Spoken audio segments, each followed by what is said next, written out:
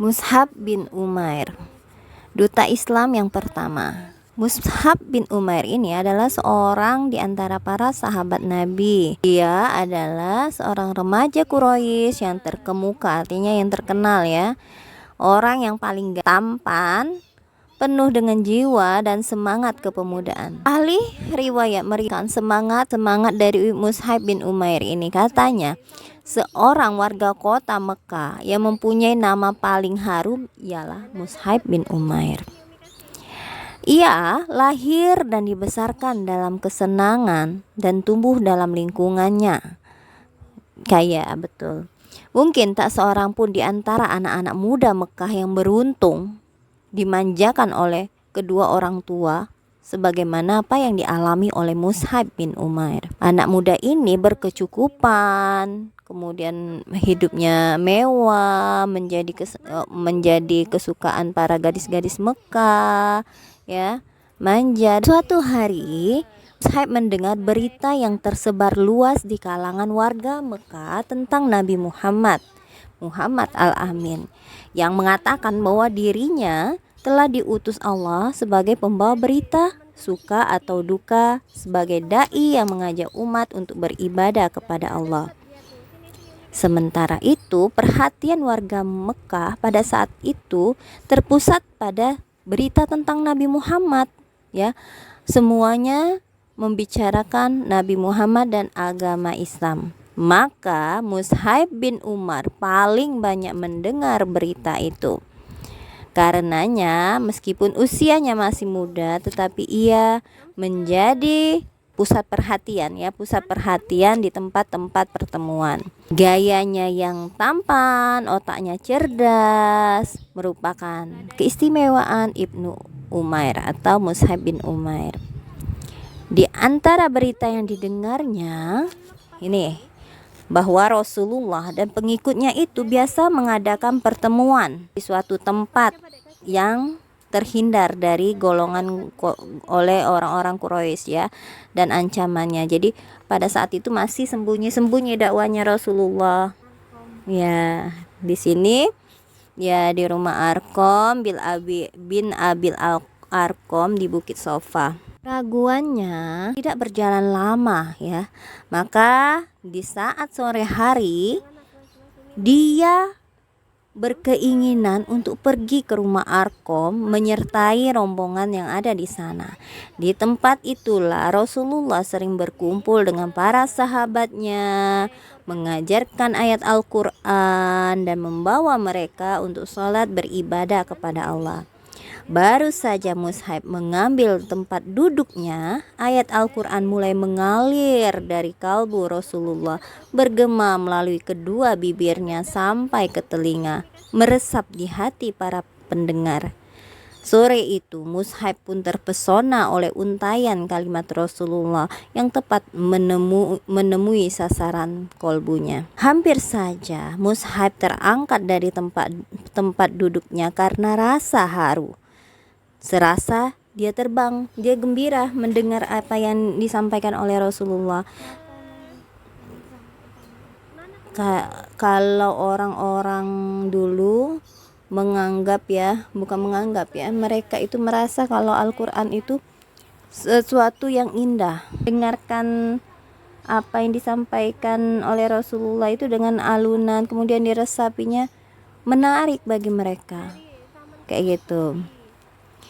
Lalu Rasulullah mengulurkan tangannya, ya, dengan kasih sayang, kemudian mengurut dada Mus'hab yang sedang panas, sedang bersemangat, ya, hingga tiba-tiba menjadi tenang dan damai. Khunas bin Malik, yaitu ibundanya Mus'hab, adalah orang yang berkepribadian kuat dan pendiriannya tak dapat ditawar dan diganggu gugat. Ia wanita yang disegani bahkan ditakuti. Ketika Mus'hab menganut Islam, tidak ada kekuatan pun yang ditakutkan dan dikhawatirkan selain ibunya sendiri. Jadi ibunya ditakutkan, ya, oleh Mus'hab bin Umair. Bahkan walau seluruh penduduk Mekah beserta berhala para pembesar dan padang pasir yang ada di sana berubah menjadi kekuatan yang menakutkan dan hendak menyerang serta menghancurkannya, maka mushaf itu akan menganggapnya enteng dibandingkan ibunya, ya. Tantangan dari ibunya tidak dianggap enteng. Ia segera berpikir keras dan mengambil keputusan untuk menyembunyikan keislamannya sampai terjadi sesuatu yang dikehendaki Allah. Jadi dia menghadiri majelis Rasulullah itu diam-diam, ya. Diam-diam, dan dia ingin keislamannya itu disembunyikan pada saat itu, ya. Dan ibunya belum tahu pada saat itu. Tetapi apalah, di kota Mekah itu tak ada rahasia yang tersembunyi, ya. Apalagi tentang Mus'ab bin Umair. Mata-mata kaum Quraisy berkeliaran menyusuri setiap jejak orang-orang yang masuk Islam atau menyusuri orang-orang yang Islam, ya. Kebetulan ada seseorang yang bernama Utsman bin Tolha melihat Mus'ab memasuki rumah Arqam secara sembunyi.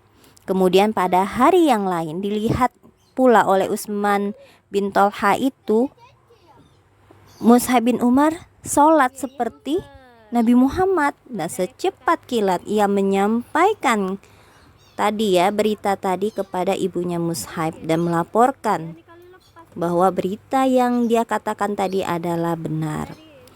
Lalu berdirilah Mus'ab di hadapan ibu dan keluarganya serta para pembesar Mekah yang berkumpul di rumahnya dengan hati yang yakin dan pasti dibacakannya ayat-ayat Al-Quran yang disampaikan oleh Rasulullah untuk mencuci hati nurani mereka. Di sana banyak orang berkumpul, dia bacakan ayat Al-Quran yang dia dengar dari Rasulullah.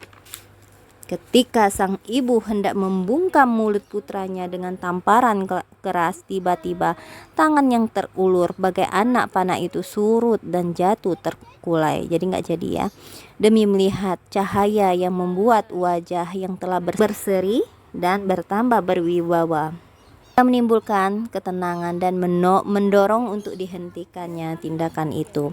Karena rasa keibuannya, Mus'ab terhindar dari pukulan ibunya. Tapi ibunya itu tidak dapat menahan diri dari tuntutan para berhala-berhala. Maka dibawanya lah putranya ke suatu tempat terpencil di rumahnya, lalu dikurung dan dipenjaranya.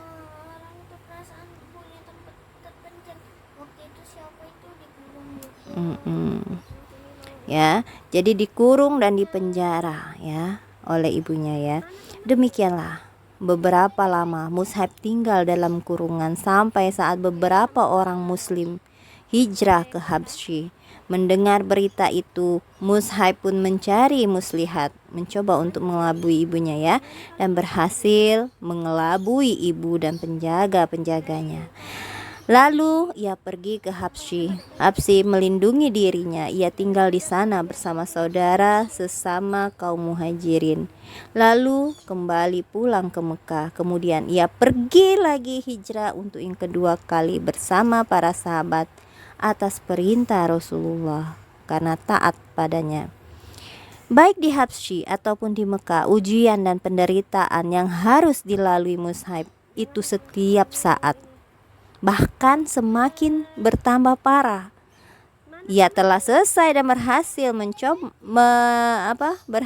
menempa corak kehidupannya, ya, seperti yang telah dicontohkan Rasulullah. Ia merasa puas bahwa kehidupannya telah layak untuk dipersembahkan bagi pengorbanan terhadap Allah.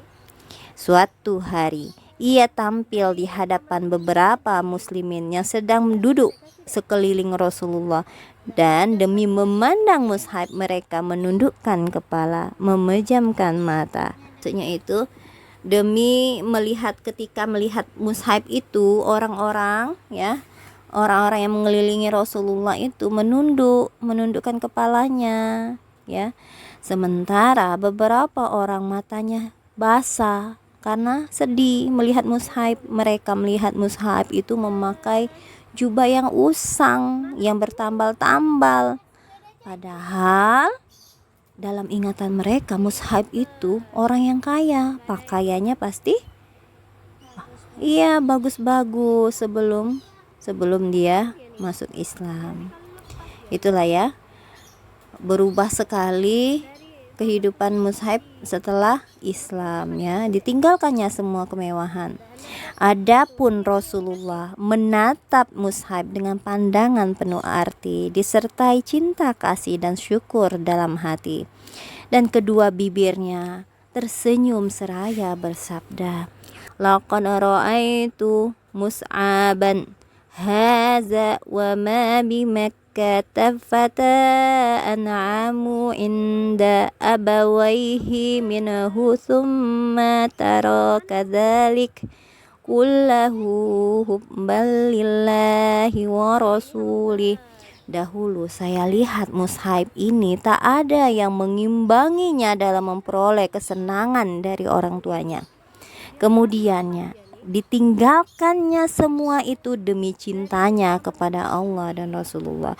Jadi pada saat dia sebelum Islam itu dia selalu memperoleh kebaikan, kesenangan dari orang tuanya. Dia mau minta ini, minta itu, orang tuanya memberikan, mengabulkan. Tapi setelah dia Islam semuanya ditinggalkan. Hanya ada Allah dan Rasul saja. Sementara ibunya merasa putus asa untuk mengembalikan Mus'ab kepada agama yang lama, ia telah menghentikan segala pemberian yang biasanya diberikan kepada Mus'ab. Bahkan ibunya tak ingin nasi ibunya itu dimakan oleh Mus'ab. Akhir pertemuan Mus'ab dengan ibunya ketika ibunya hendak mencoba mengurungnya lagi sewaktu ia pulang dari Habsyi.